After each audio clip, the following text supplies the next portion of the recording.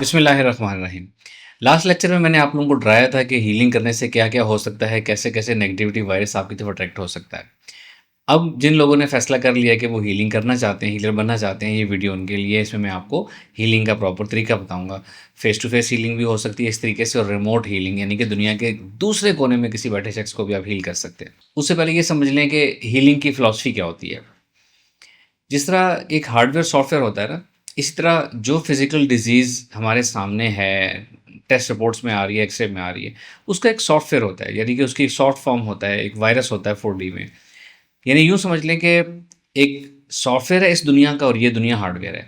तो इसी तरह जो बीमारी होती है ना, वो एक फ़िज़िकल मैनिफेस्टेशन बीमारी है जो फ़िज़िकली एग्ज़िस्ट करती है, उसके पीछे एक सॉफ्टवेयर है। उस सॉफ्टवेयर में भी उसकी एक फॉर्म होती है, एक बग होता है, एक वायरस होता है। यानी हर बीमारी का एक वायरस होता है 4D में। तो हम क्या करते हैं उस 4D में वायरस को या उस बीमारी को हील करते हैं और ज़ाहिरी दुनिया में बीमारी जो है वो हील हो जाती है अल्लाह के हुक्म से। ये इसकी फ़िलॉसफ़ी है। तो माइंड पावर जो है हम अपनी माइंड पावर के ज़रिए हील कर सकते हैं। हम फिज़िकल डिजीज़ेज़ को हील कर सकते हैं, हम पेन को यानी दर्द तकलीफ़ को हील कर सकते हैं। इसके अलावा दूसरी इलामात होती हैं जैसे इरिटेशन हो गई, बॉडी मूवमेंट्स हो गई, बॉडी पेन्स हो गए, किसी को एलर्जीज़ हैं, ख़ारिश है, ये सब सिम्पटम्स होते हैं। इवन बुखार, फ़ीवर भी इलामत होता है।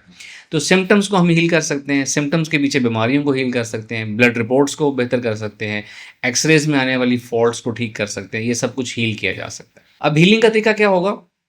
जैसा कि आप सब जानते हैं alpha state of mind must है। अल्फ़ा स्टेट ऑफ माइंड पुरसुकून ज़हनी कैफ़ियत हासिल करेंगे, ब्रेन को उस फ्रीक्वेंसी पर लेकर आएँगे, तो फिर आगे हीलिंग स्टार्ट होगी। दूसरी चीज़ जो मस्ट मैंने आपको दी थी वो है कलाम पाक आपने पढ़ना है रोज़ाना और ख़ास तौर पे जब आपने हीलिंग करनी है तो हीलिंग से पहले भी आपने कलाम पाक पढ़ना है, हीलिंग के दौरान भी पढ़ना है। सूरह कौसर की ट्यूनमेंट मैंने आप सबको दे रखी है जो लोग हीलिंग करना चाहते हैं। कलाम पाक पढ़ेंगे, अल्फ़ा स्टेट पुरसुकून ज़हनी जिस्मानी कैफ़ियत, ज़हन सोचों से खाली। फिर आपने क्या करना है, इमेजिन करना है, जैसे तसव्वुर में मुराक़बा मेडिटेशन कोई भी माइंड एक्सरसाइज हम करते हैं। तसव्वुर करेंगे जिस शख्स को आपने हील करना है, जो पेशेंट है वो आपके सामने बैठा है 2, 3, 4 फुट के फ़ासले पे। बिल्कुल ऐसे ही जैसे मैं इस वक़्त आपकी स्क्रीन यानी कैमरा से थोड़े से फ़ासले पे बैठा हूँ, ऐसे आपने इमेजिन करना है बंद आँखों से कि पेशेंट आपके सामने बैठा है और आपने उसके प्रॉब्लम को देखना है। कलाम पाक पढ़ें, खामोश हो जाएँ, फिर देखें उसको। कलाम पाक पढ़ें, खामोश हो जाएँ, फिर उसको देखें। देखने का मतलब क्या है? किसी को ये तकलीफ़ है कि उसके सर में दर्द है, हेडेक है उसको, तो आप बंद आँखों से देखेंगे उसका हेडेक क्या है, हेडेक की वजह क्या है। आप अपनी बंद आँखों से उसके हेडेक उसके हेड के अंदर भी देख सकते हैं। आपको वो ट्रांसपेरेंट नज़र आ सकता है या हेड के अंदर आपको ब्रेन नज़र आ सकता है। जहाँ कोई गड़बड़ है वहाँ आपको कोई भी शक्ल, किसी भी किस्म की गड़बड़ खुद ब खुद नज़र आएगी।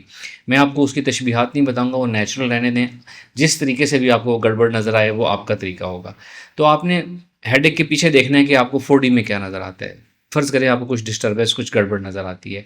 आपने अपनी पावर ऑफ़ इंटेंशन से, हीलिंग से, अपनी एनर्जी से उस गड़बड़ को ठीक कर देना है। 2 तरीकों से आप कर सकते हैं, या आप अपनी एनर्जी से कर सकते हैं, अपनी एनर्जी प्रोजेक्ट करके उस शख्स के हेड के अंदर ले जाएँ और जो प्रॉब्लम है उसको हील कर दें। एक कॉन्सेप्ट है कि जिस तरह हमारी फ़िज़िकल बॉडी होती है ना, इस तरह एनर्जी बॉडी होती है, एनर्जी ट्यूब्स होती हैं पूरी बॉडी में, एनर्जी से फ़िल होती हैं। जहाँ कोई बीमारी, प्रॉब्लम, पेन आता है ना, वहाँ पे वो एनर्जी ब्लॉकेज आ जाती है, एनर्जी वहाँ जा नहीं रही होती। या बीमारी की वजह से एनर्जी ब्लॉकेज आ गई या एनर्जी ब्लॉकेज हुई तो उस वजह से बीमारी कन्वर्ट हो गई, बीमारी बन गई।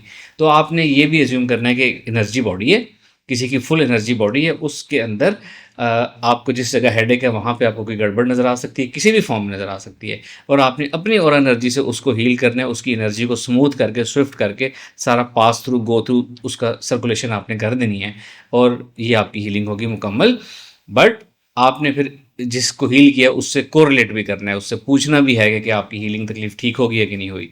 अगर आपको जो नज़र आ रहा था वो आपने ठीक कर दिया और जिस शख्स को पेन था वो पेन ठीक नहीं हुआ, तो इसका मतलब है हीलिंग ठीक नहीं हुई। आपको दोबारा देखने की ज़रूरत है।